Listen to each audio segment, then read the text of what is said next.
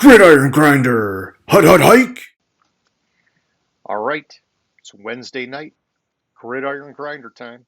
I'm Ryan. With me, as always, is my buddy James. Just a couple of dudes hanging out talking about what's going on in the NFL each week. This is episode 109, and this is the last of our four-part series. Tonight, we're going to be doing the AFC NFC North Outlook. Yeah, just real quick, since we're right off the get-go here, I'm going to say thank you, Kurt2512. Subscribed to the channel this past week.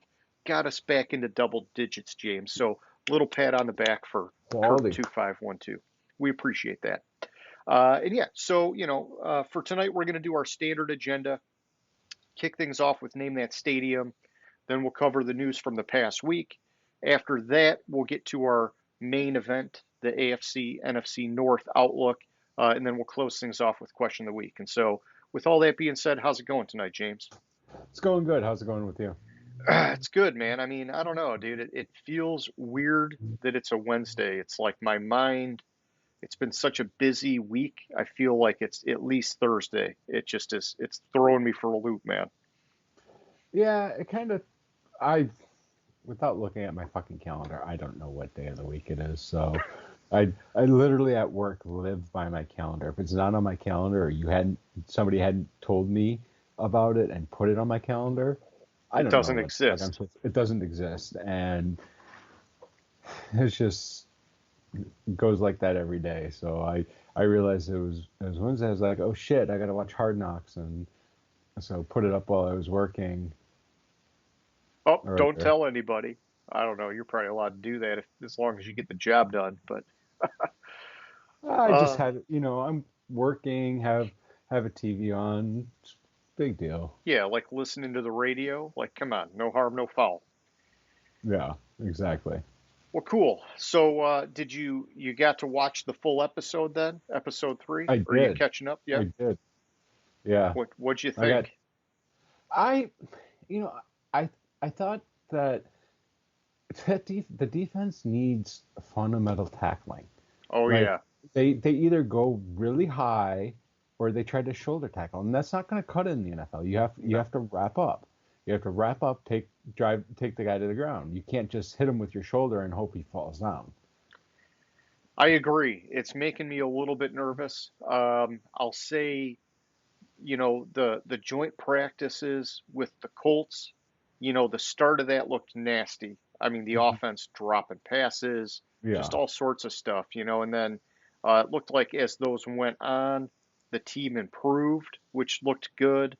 But it's still small sample size, almost only so much you can tell, especially because Hard Knocks is, they're doing their part to make it entertaining. But I was excited to see Khalil Pimpleton. He had some good and some bad. I'm hoping that kid Hmm. makes the cut from Central Michigan. I like that. Um, and man, I'm a big Craig Reynolds fan, man. Like I feel like they need to find a way to get that guy the ball more. He just looks like he runs hard. And, some of his runs that they showed in Hard Knocks, I mean, he had some major holes he was running through, but Hmm. he still navigates the field really well. And I don't know, I just, when I watch him, it just looks right. And so hopefully they do a little bit more with him this year. Obviously, Swift is the guy. Jamal Williams is like the solid backup, but maybe they can get him in there on a three-headed attack somehow. Yeah. And wait, is he the ex-Charger? Yeah, he is. I was just looking at their depth chart. Oh, Like I Justin haven't Jackson. Yeah, I haven't seen much of him on Hard Knocks, but man, was Williams talking a lot of shit Oh yeah, to what's his face Franklin, talking yeah, a lot of shit. yeah. And he was talking all sorts of shit, like right after they showed the clip of the coach telling him like no fighting and stuff. And it's like Yeah. I get it, he wasn't fighting, but it's like, man, you were trying to incite something. Hmm. But Hmm. I like the passion out of Jamal Williams, and I like him as a player. I hope he does well too. Like we got a lot of guys that I like on the Lions this year. And I mean, he was there last year too, but um, Yeah. you know what I'm saying. No, I know exactly what you're saying. And then, but they didn't show much of how Staley lost his voice, but I thought Oh yeah, that was crazy. Hearing him talk when he lost his voice, that was the first day.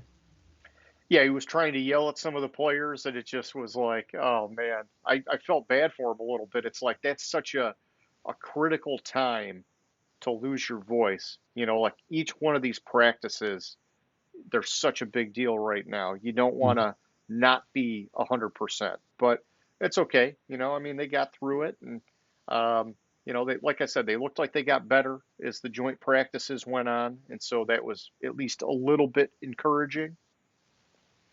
Yeah, it was a little encouraging. I I really liked the practice field though. Oh, that was nice looking. That Indy practice field, yeah, Yeah. yeah, that was pretty cool. Yeah, he said it was like Field of Dreams or something. It was like, yeah, it was pretty neat. Yeah, I'm digging Hard Knocks, man. I don't know. Maybe I'll watch the in season one, which I think they said starts in like November. But Yeah, I think it was um, like November 9th or November 19th. yeah, But hey, it's cool. All right, let's move it over and let's do our name that stadium part of the show. So for anybody who's watching, this is where, as you can see, James is out there traveling the country. Every week he's got a different stadium in his background, and we're just asking if you think you know what stadium that is. Hit us up in our comments section. The first person to get the correct answer, they get a shout out next week's show. And so, James, where were you at last week, man? last week I was at Lucas Oil. I mean, I think the Colts between the two it was a toss up, but I between the two divisions, AFC NFC South, I thought the Colts probably are the best team. I think New Orleans is like a close second, but so I went with Indy. I like your strategy, keeping it relevant. It'll be a little harder once the regular season starts. Yeah, you're gonna have to dig into my mind a little bit. Yeah, and I mean, hey, I got a little bit of an idea. I know you like kind of picking your favorite game of the week or whatever you think is going to be the best game of that week, but for the viewers, they don't have that experience of doing this with you every week like I do. So at least not True. yet. Okay, let's kick it over and let's do a recap of the past week. And so, James, I was going to start off by talking about Hard Knocks, but we already covered that, which was pretty cool. Um, J.C. Jackson for the Los Angeles Chargers didn't have an ankle injury, but he was having some kind of discomfort. And so he had a procedure on his ankle. They're saying he's expected to be out 2 to 4 weeks. Hopefully, not much longer than that because I'm excited to see what that defense can do this year. We know they got the offense, and it looks like they finally got the pieces on defense. So, next up, I got Shaquem Griffin, formerly of the Seattle Seahawks. He has announced his retirement. Looks like he's going to have some other league involvement, which is nice. And I didn't read the full article. This is one where it's just impressive that the guy was actually able to make an NFL roster with the handicap that he had. And so, hope the best for that guy. It's cool that he's staying involved with the league. I'll tell you that. Not only did he make the NFL roster, didn't he played what like 50 games for Seattle? That's a good question. I've not pulled the stats to see how it all fared out. I knew, he had the brotherly connection in Hmm. Seattle. Pete Carroll was digging it, and the tape with him coming out of college, he could play, and so it was worth a shot. It wasn't just like some PR thing, like some people might speculate or whatever. I mean, the guy actually looked like he had some skills. So. Yeah, he had where's games played? Come on. 46. He played in 46 games. Yeah, I mean that's pretty darn good, man. Yeah, and I mean he only had one sack, but that sack was on no, I'm sorry. In the regular season, he only had one sack. He had a sack in the playoffs, if I remember correctly. It was against Rodgers. Okay. And what was that? 19 was the last year Seattle made the playoffs. Oh man, it's been that long. Yeah, Holy cow! I think. I must be losing it, but hey, I don't know. All right. I don't think they made it last year. No. No, I didn't think last year.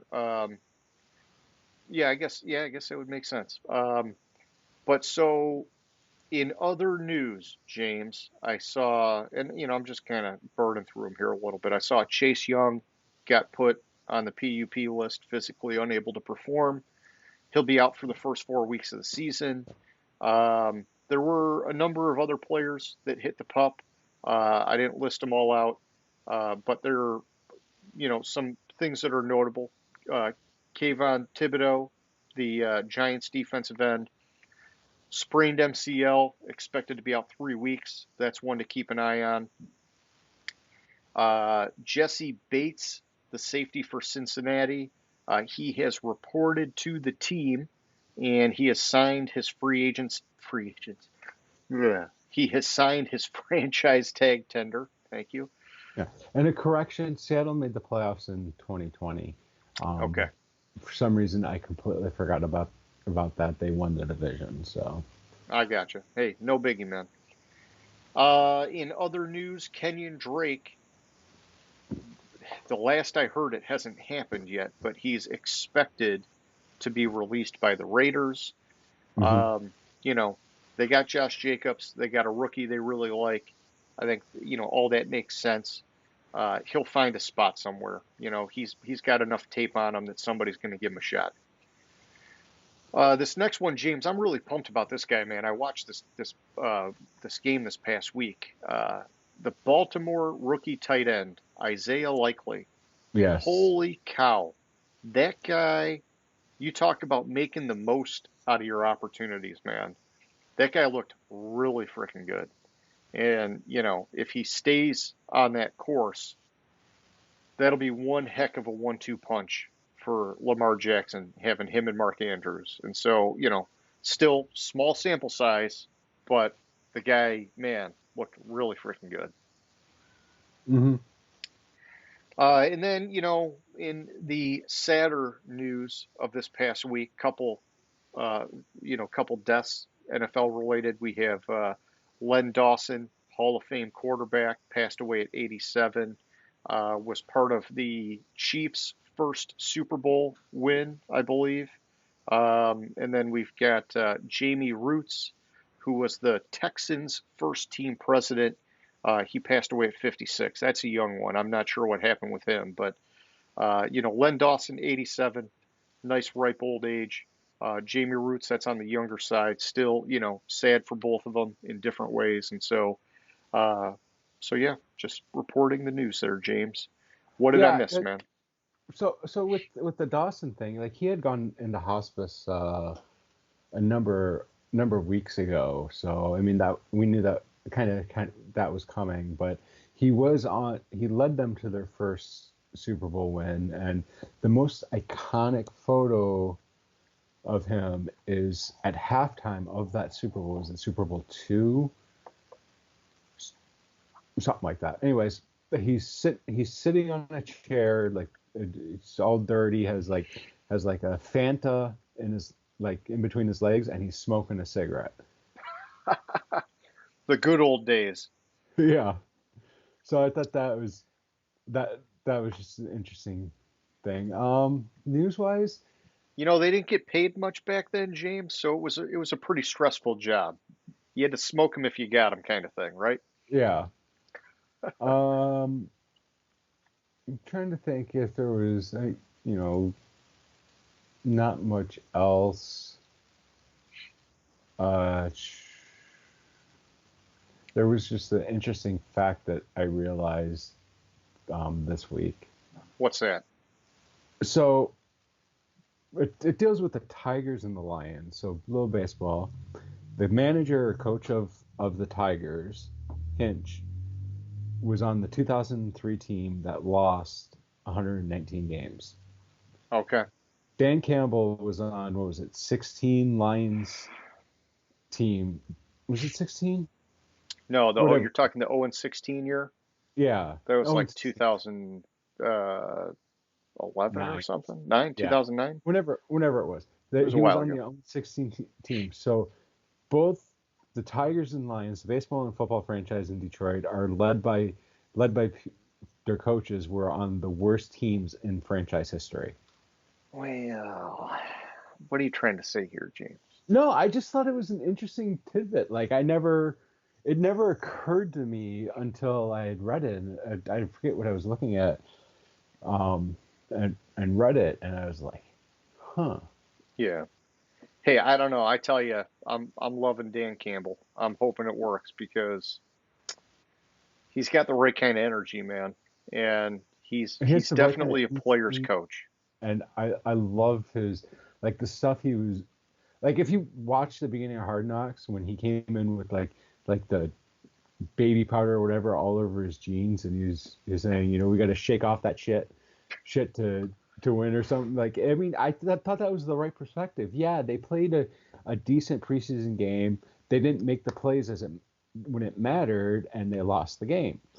And it's kind of like, well, that's kind of the losing mentality. It's like, oh well, we played a good game. No, you fucking got to make those plays and win the game. Yeah, no excuses. But no, I mean, it's tough for me because I've been watching Hard Knocks going back to the beginning, and you know, I'm usually very down on the Lions this time of year. I'm super excited. I'm still personally keeping the bar very low. But man, I love this coaching staff. Not just him, everybody on that coaching staff. This, some of the playing time and the things that they're showing, maybe not the wildest stuff I've seen on Hard Knocks, but this is by far and away the best coaching staff I've seen on Hard Knocks. And there have been some good ones, but usually even the good coaching staffs, it's like the head coach or like one kind of, you know, out there loudmouth defensive coordinator or whatever. I mean, this is guys all across the board are just legit looking coaches, man. I like it. Yeah, I haven't watched Hard Knocks since the beginning, but I'm really impressed by um, the Lions coaching staff. Yeah, they got a good crew. All right, so we're done on the news. Let's kick it over, James, to the main event. And let's do our AFC NFC North Outlook. And so we'll start off with the AFC North. Why don't you just fire away, man? Give me your team record predictions. All right. I haven't necessarily adjusted this with the knowing the full extent of the Watson injury because it's hard for me to tell because like the first 4 games that Cleveland plays are winnable games no matter who's at quarterback. Yep. So it's hard for me. I've been having trouble figuring out what to do with those games, and even with Brissett pre the whole suspension, I had them starting out 4-0. Yeah, I'll tell you this, and it's been a few weeks now since I did the model. I ran it with Watson being out for 6 games, and that's what I stuck with because it kind of locked in all my team record predictions. But I also looked at just Cleveland if he was out for the year, which we now know is 11 games, not for the season. And I want to say the model still had him at like fucking 10 wins, man, even with Brissett for the year. And Yeah, it's a really talented roster. The schedule, like you said, it's very favorable the way that it starts off for them. You can see how that team could build momentum and just keep going no matter who's at quarterback this year. Exactly. So but I still have them at the bottom of the division, which was a surprise to me because I thought the team that I have right above them was going to be the bottom of the division when I ran through it, ended up with Cleveland at 9-8. Okay. Then I had Pittsburgh at 10-7, which I thought was interesting that I had them at 10-7. Then I go through and I look at their schedule, and they have some very. I think that I think the AFC North has a favorable schedule for all the teams in the AFC North. Yeah. So I have Pittsburgh at 10-7. Then I have Baltimore, and I think Baltimore can win the division. I don't have Baltimore winning the division. I think Baltimore, as long as long as Lamar Jackson's right and their defense holds up, I think Baltimore can be one of the premier teams in the AFC. I have Baltimore at 12-5. Okay. And I could easily flip this one because I actually have my early prediction for the Week 18 Sunday night game is the Baltimore-Cincinnati game. Gotcha. Because I have both teams, and it's at Cincinnati, which is why I gave the edge to Cincinnati in it. But I have both teams at what's that, 12-4 going into that game. Okay. And I have Cincinnati winning it, so I have Cincinnati at 13-4 and Baltimore at 12-5. I could easily see this being flipped with how I see these two teams. I mean, Cincinnati, they've adjusted the offensive line a little bit. We'll have to see how cohesive they become. Yep. But they've addressed it now that Bates is coming back into the fold. I mean, that just gives them another boost. I ran it assuming Bates would be in the fold. But I mean, Cincinnati, they went to the Super Bowl last year and they had a horrible offensive line. Imagine what they can do with even a decent offensive line, especially with how favorable their schedule seems to be. And so you got 3 10-plus win teams. Do you have each of those guys making the playoffs? Actually, no. I have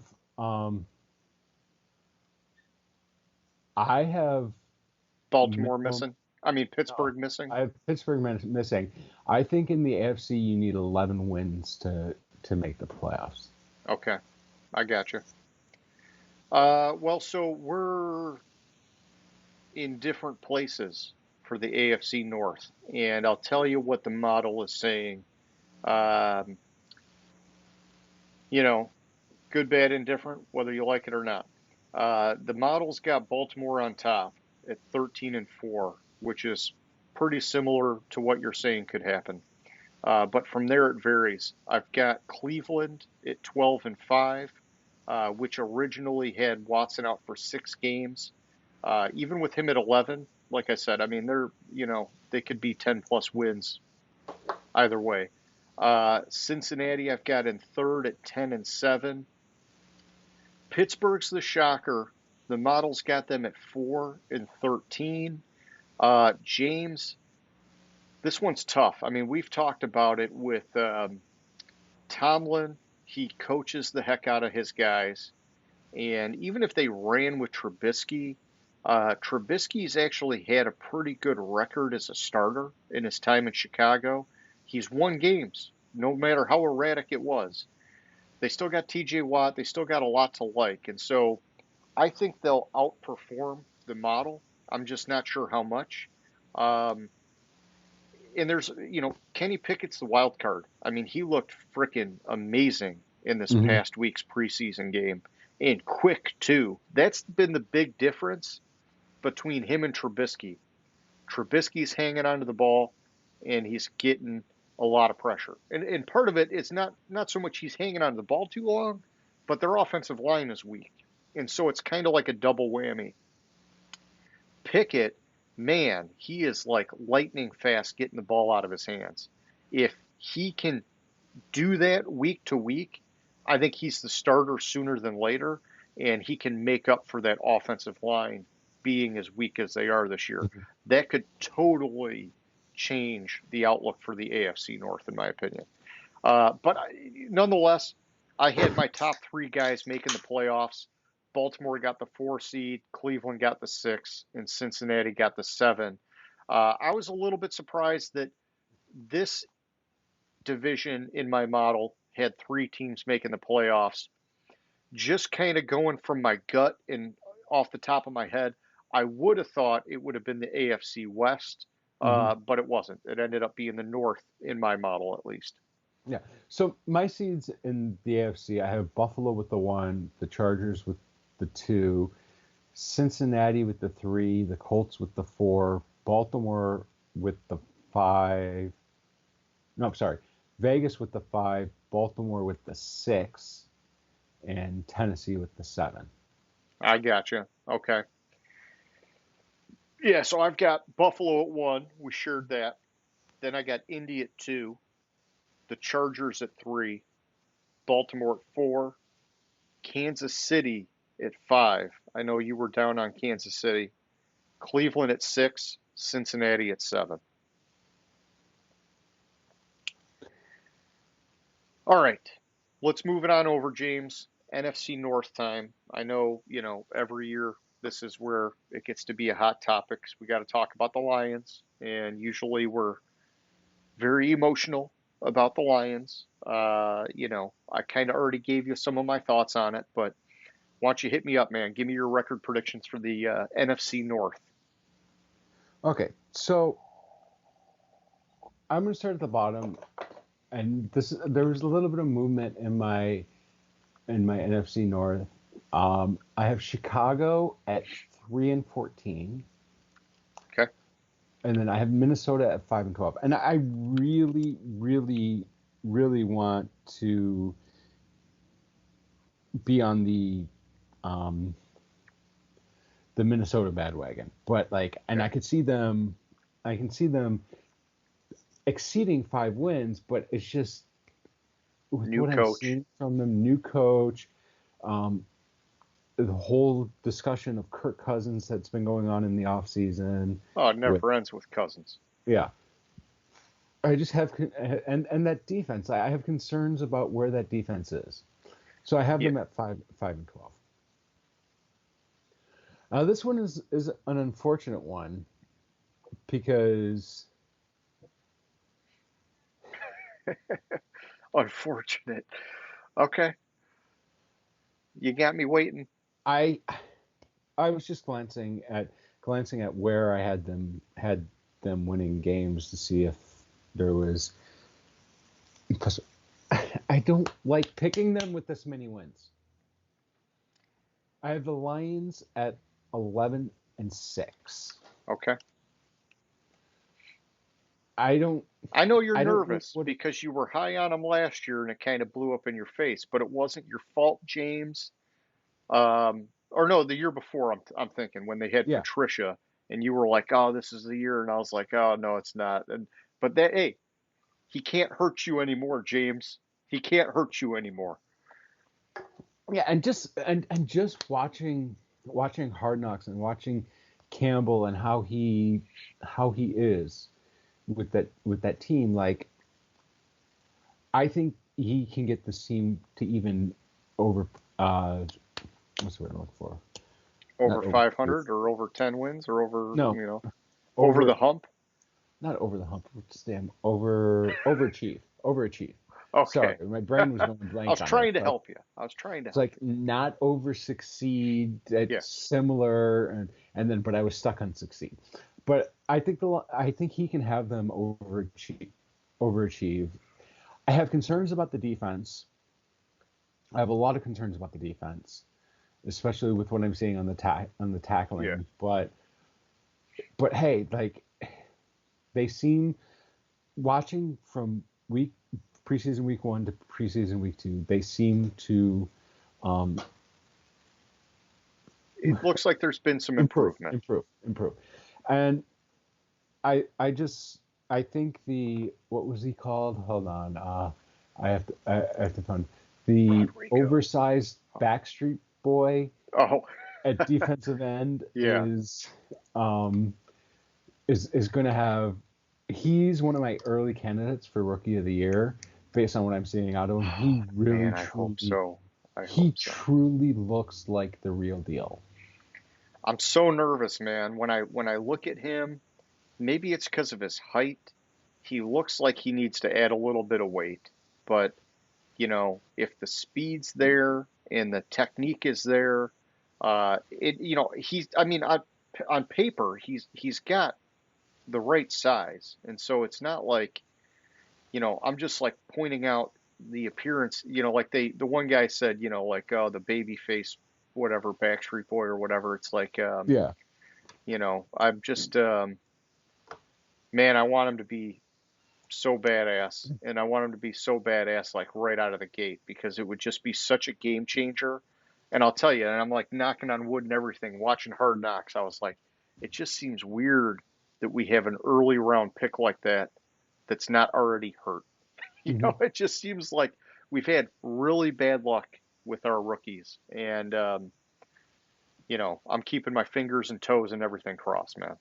He called him a big, strong Backstreet Boy, Okay. and was surprised that what was the song that he said he Oh, thought he was Billie gonna go Jean. through and sing? Yeah, no, he sang Billie Jean, but he thought Oh, he was which one gonna he thought go he was there. gonna sing? Yeah, I forget what it Oh, was, but it was yeah, I forgot, but it was funny. I remember that. yeah, but yeah. So I was high, I was really high on Hutchinson coming out of college. I thought, what was it Jacksonville? Yeah, Jacksonville was a fool for not picking him. I thought he was Yeah, like like like uh they. Pitts last year. Like there are certain people when I was looking at them and trying to grade them out where like my only grade on them could be Hall of Fame. Yeah, They've just looked that good. yeah. See, I was nervous about Hutchinson, but I did read some mixed scouting reports, and then with Walker going to Jacksonville, I mean, it seemed like so many people were like, "Oh, his ceiling is just through the roof. Like there's so much potential there." And Hmm. so I don't know. And then it's just like, the bad luck of the Lions. It's like I psyched myself out. I'm like, I can't expect him to be amazing because we've just botched the pick so many times. Yeah, So, and and the thing with Hutchinson is like if I remember correctly, like the report I read when the Lions turned in the pick was their pick was in 3 seconds. oh yeah, they wanted him bad. Yeah, and which makes sense. And he might be one of those players that would stick around in Detroit after his rookie contract because he's from the area, grew up as a fan of Detroit Yep. sports. So I mean, his family still lives in the area. I mean, he went to Michigan because his dad went to Michigan. Oh yeah. Yeah, I mean, So hey, he's royalty in this area already. yeah, So, exactly. He's ugly though. what's that? He's a little ugly and awkward looking though. Well, hey, he's a football player, James. That's why they call him Big Uglies. True, true. But anyways, I just back to I'll digress and start talking about the other team that I Yes. have in the NFC North with Green Bay. I have them barely winning the division this year at 12-5. Okay. Um, I wanted to downgrade. When I looked at it, I was like, that seems really, really high. But when I look at the roster, like, or not the roster, their schedule, it's like I don't know. Maybe I have them beating Buffalo. Maybe they lose to Buffalo. Dude, I tell you, I think the Green Bay defense is going to be primed this year. Hmm. And maybe not immediately, because typically defense takes a little bit of time to turn on, and they Hmm. have some new pieces. But man, I think Green Bay, they finally complemented that offense. They've Yeah. got the defense. The issue is they've lost so many receivers. But they've got Aaron Rodgers, and they So, got what's that one guy's name, Dobbs or whatever, the rookie.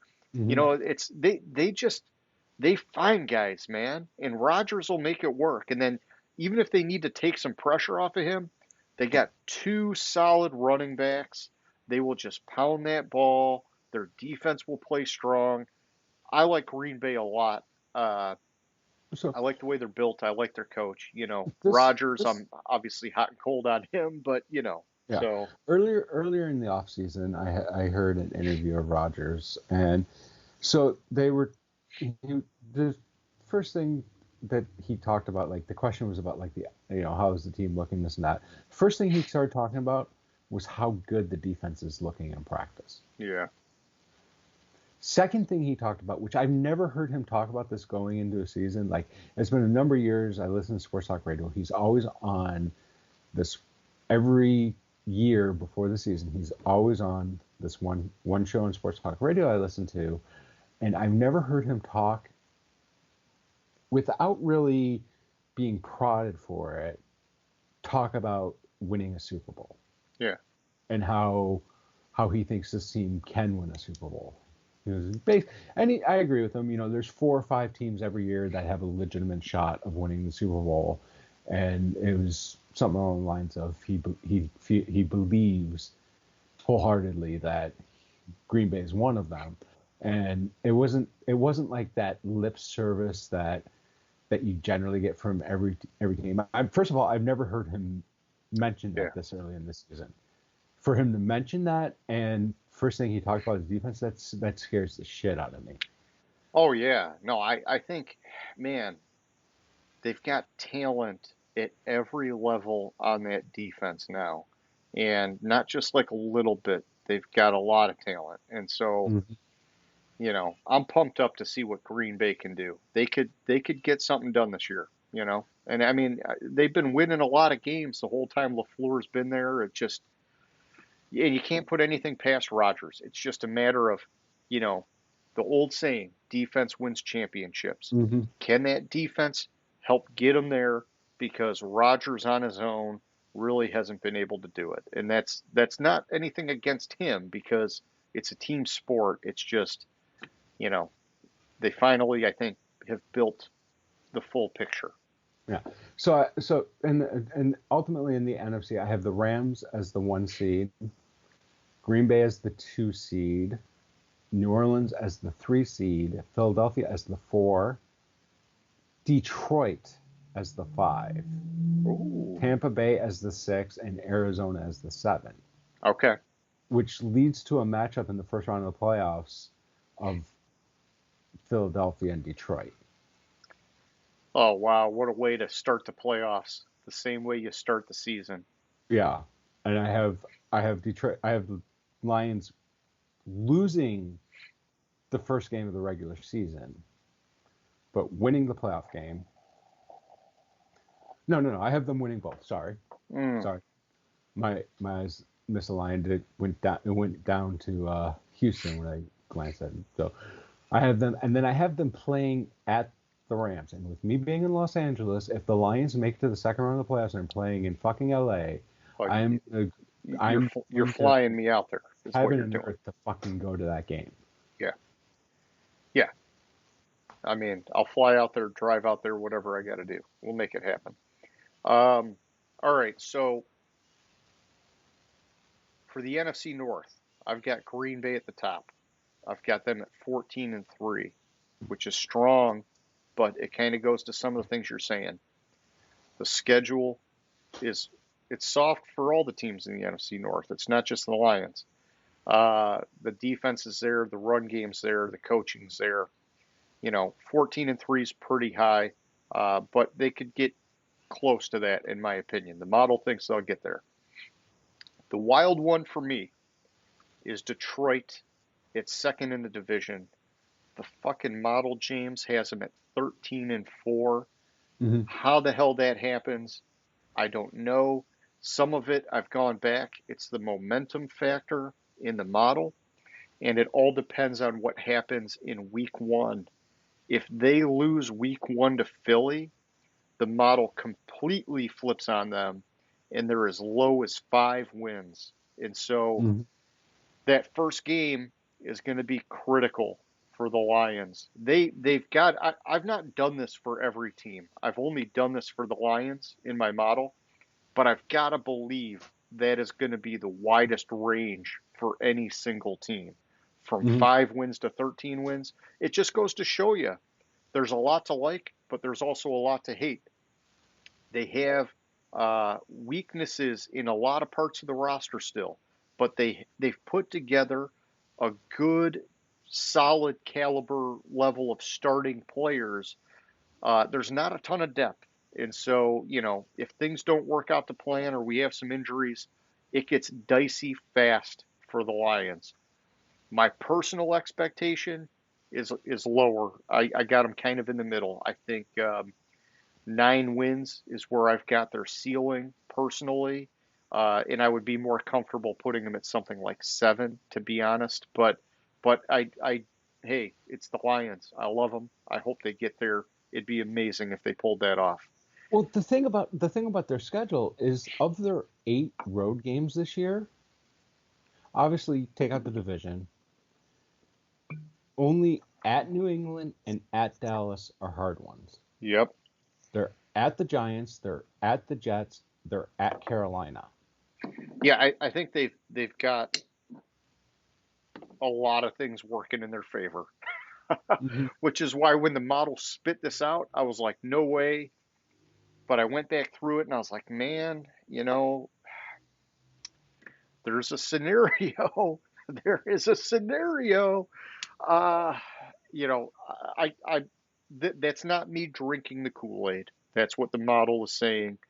Like I said, if I was doing it, I'd have them in that 7 to 9 range. But hey, I hope they hit the model. That'd be sweet.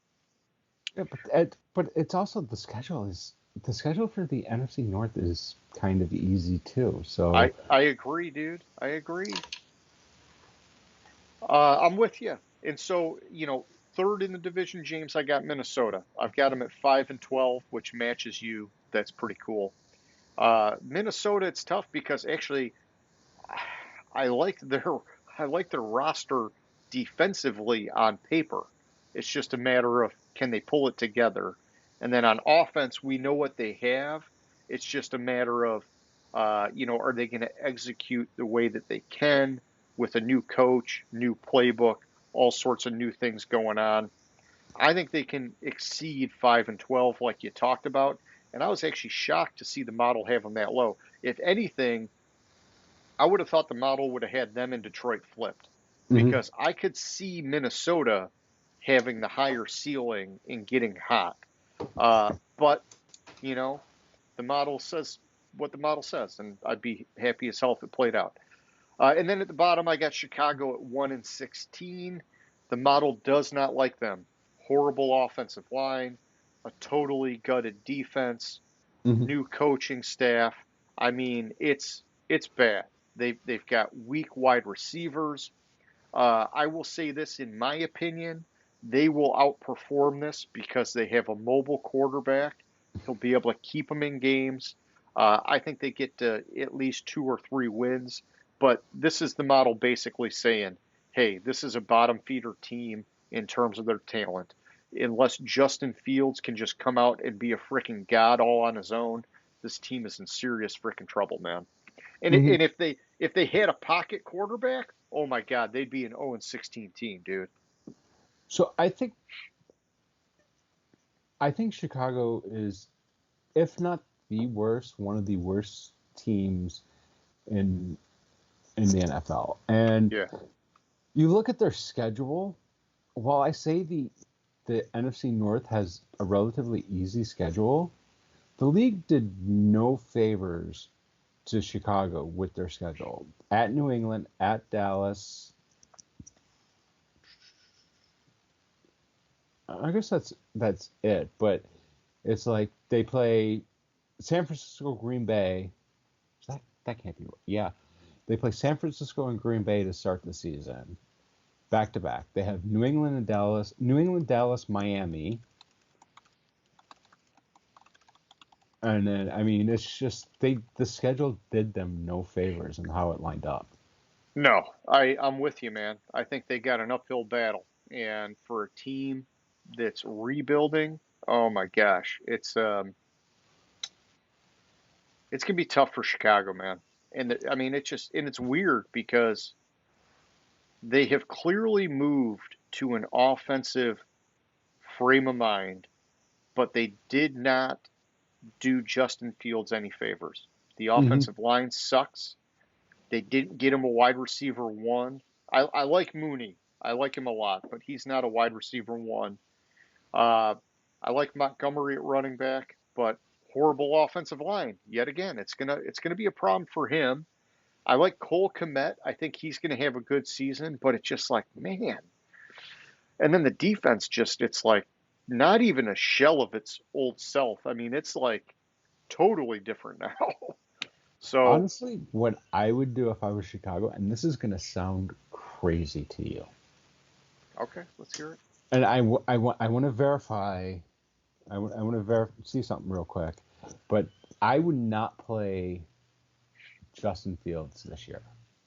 Just let him ride the pine and get, Yeah, number one have him. pick and, you know.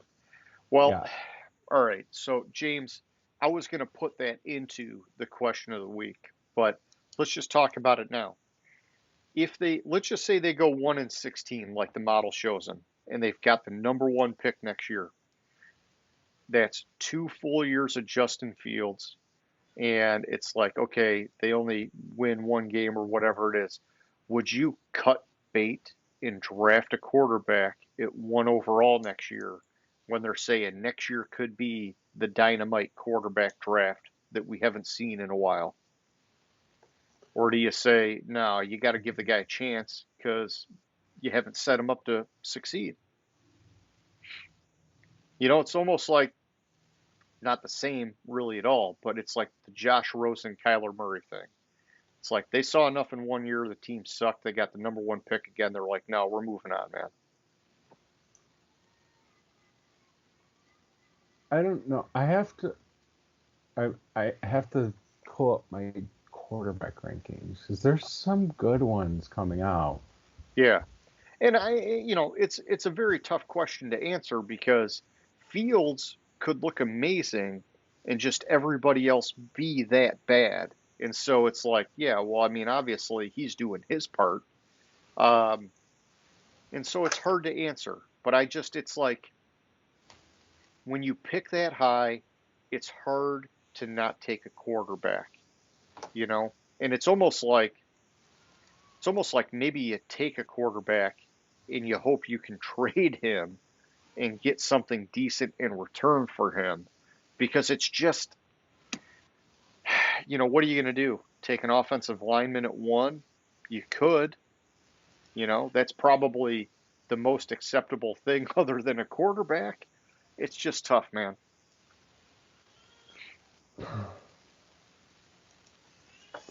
I'm sorry, I'm distracted by some noise in the background. You're okay, man. Somebody's somebody's very upset. Somebody wants your attention.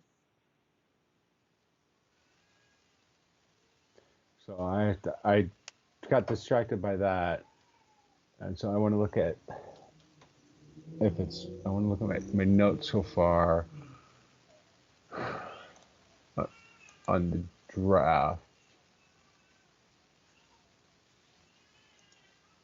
Uh,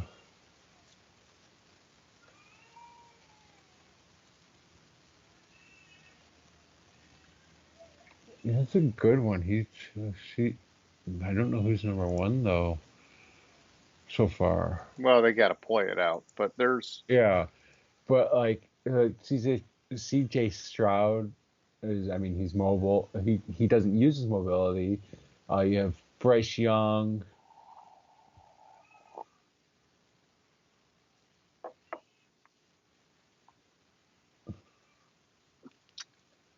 Bryce Young. I mean, he plays in Alabama. That's pretty much tailor made. Pretty much already a pro offense.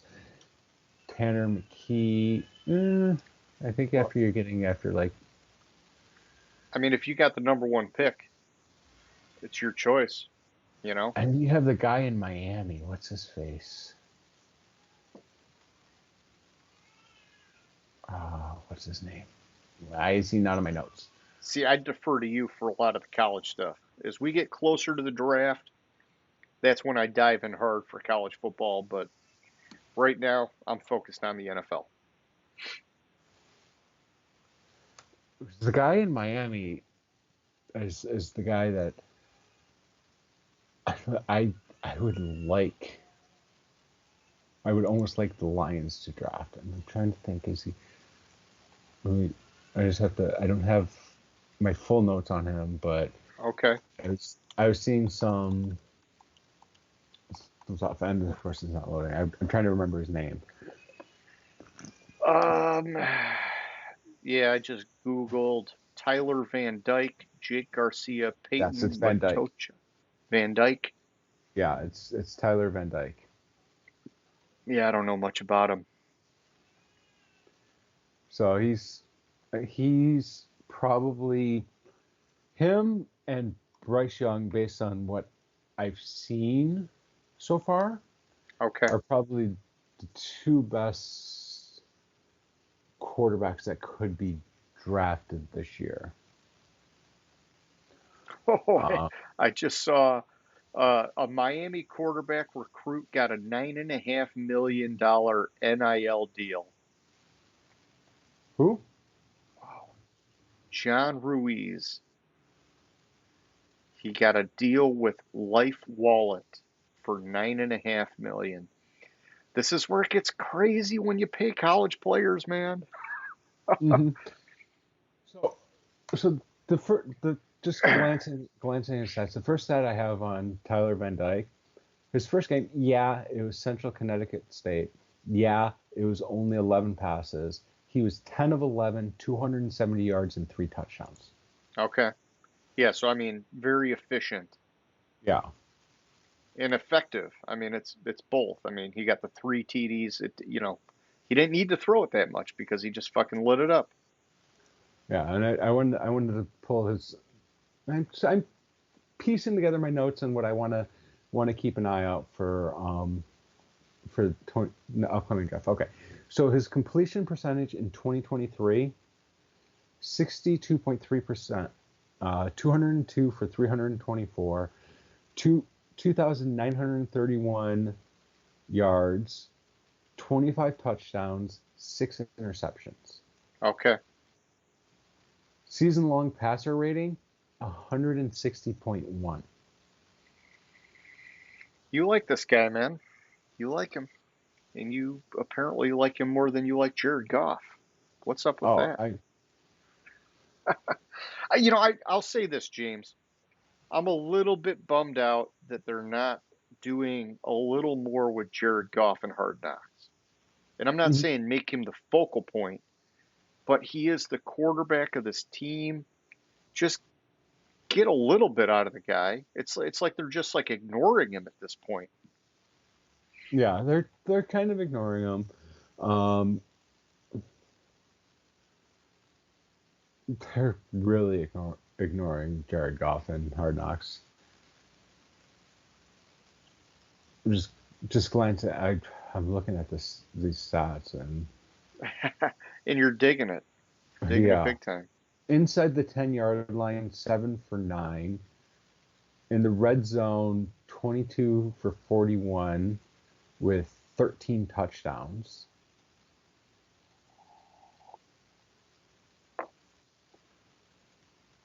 Kind of even. Third and goal, 3 for 4.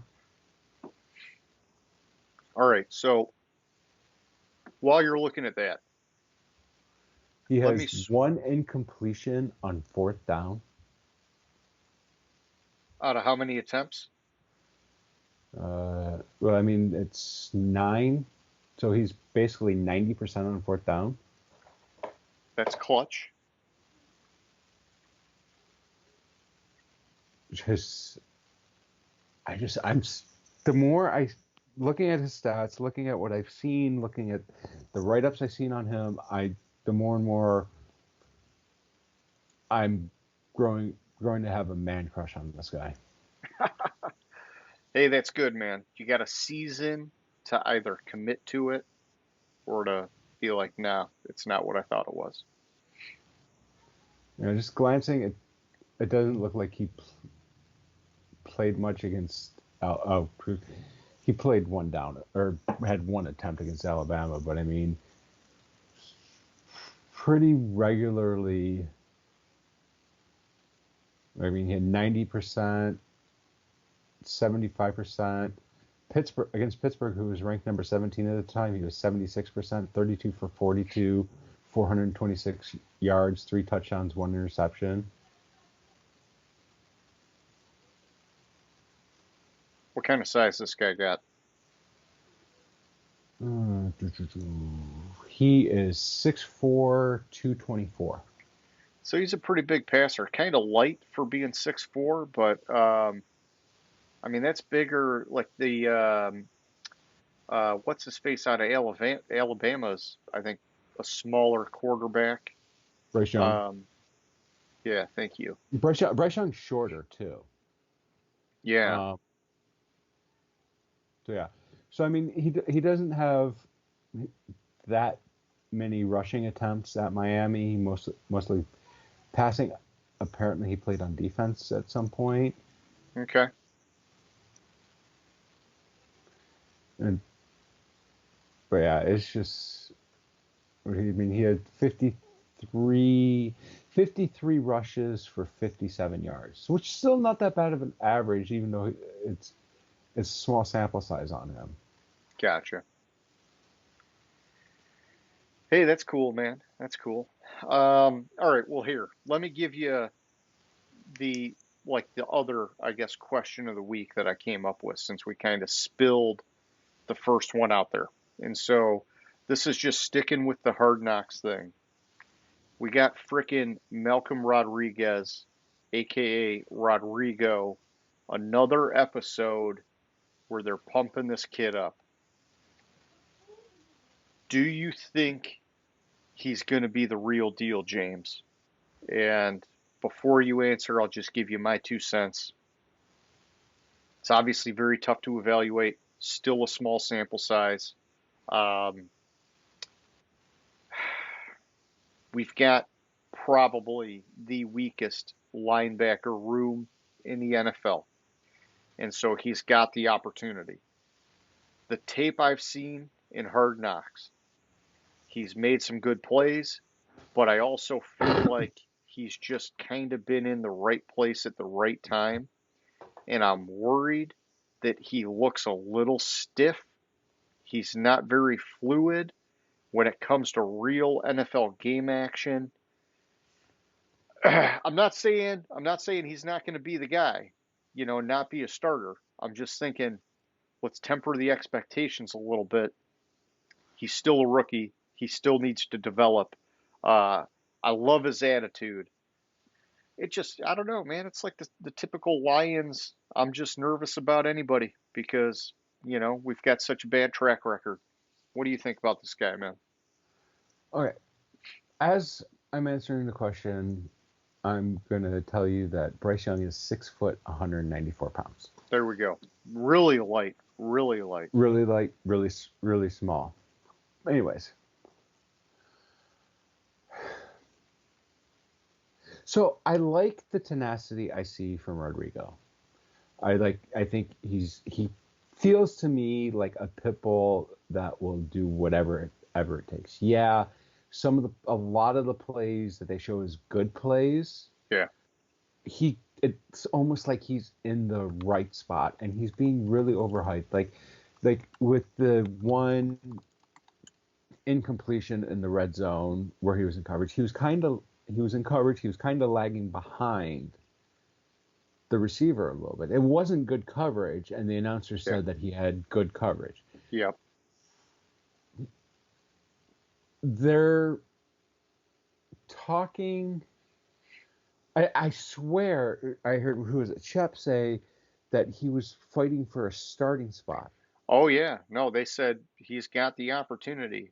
It's basically, if he can hang on to it, he's going to get it. And yeah, and that worries me because yeah. I think he makes the team, Yeah. I think he's best suited currently. He can develop into a starting linebacker. I wholeheartedly believe that. Yeah. But I think he's best suited currently as a special teams player. Okay.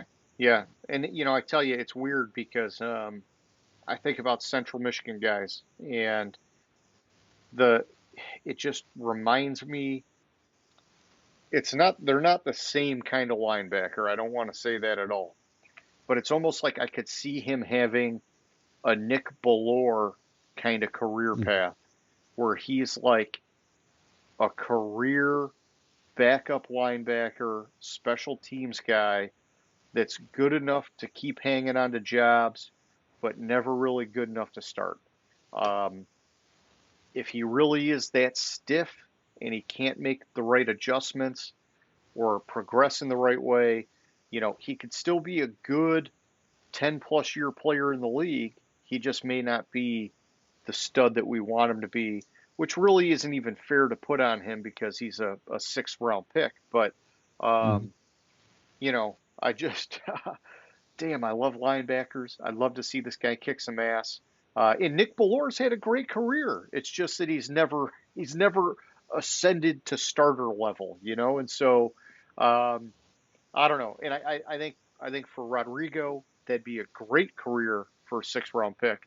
I just because they've highlighted him on Hard Knocks, it's like now I want more. Now I want to see him actually be a starter and us get that freaking diamond in the rough and be like, fuck yeah. And so I don't know, man. But see, but the problem with that is from through since they started week 2, week 3, or episode 2, episode 3 are mainly the two episodes that highlighted Rodrigo. And I from episode 2 to episode through episode 2 through episode 3, I didn't see any improvement. Um, He seems to stay level and he's not improving, and he needs to improve to be able to be a starter in the NFL. I got you.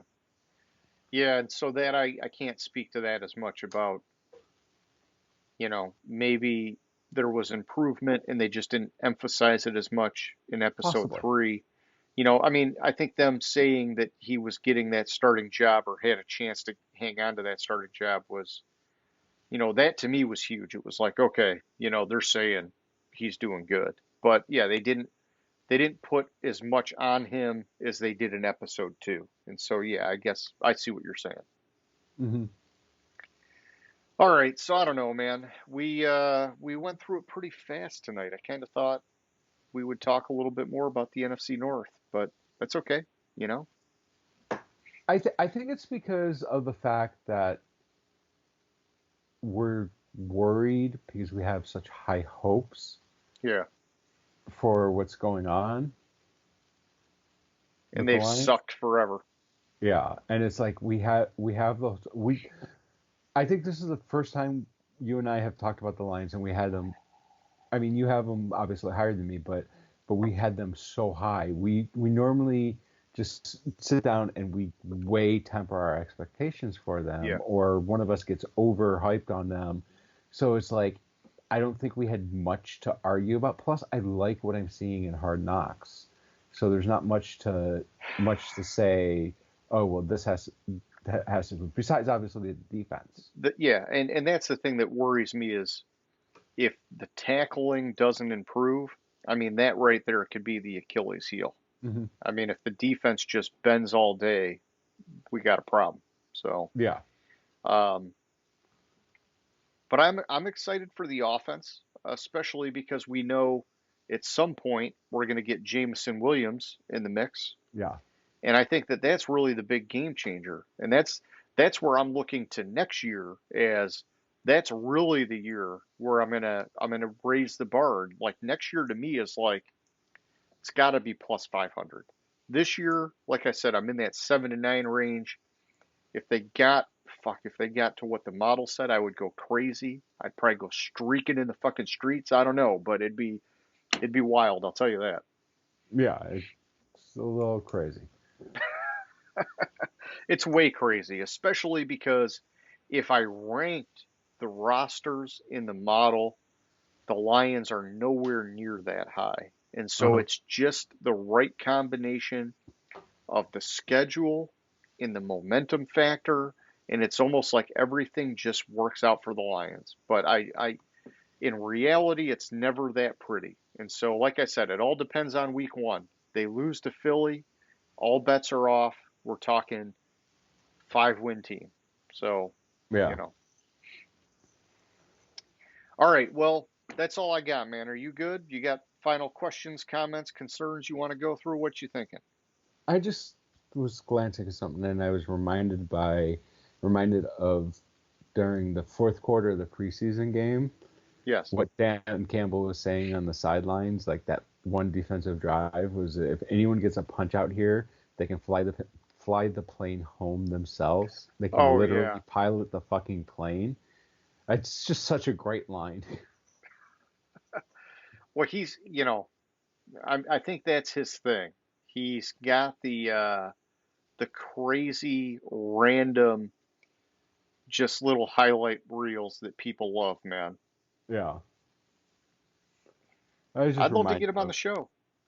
If you know someone that knows someone that knows someone that knows someone, let's get fucking Dan Campbell on the show. I will rework our overlay to add a third person so that we could have him be on here and talk about kicking ass with one butt cheek and whatever, however many fingers or toes or whatever, all that, if you have you know. if you only have 3 toes and 1 ass cheek, I'll still whoop your ass. Yeah. I mean, that's weird. It seems like if that's all you had, it'd probably be easy to whoop the ass, but I don't know. Yeah. All right, good stuff, man. Well, hey, let's wrap it up. For anybody who's still watching, we hope you like the show. Uh, Hit us up for Name That Stadium. Answer our multiple questions of the week that we did tonight. Just let's have some engagement. And shit, we're at double-digit subscribers. Let's keep it going on the up and up. And so, yeah, James, hey, man, next week we're doing our dark horse Super Bowl teams. Like always, man, it's fun. All right. Have a good one. I'll catch you later, bud. Gridiron Grinder. Hut hut hike.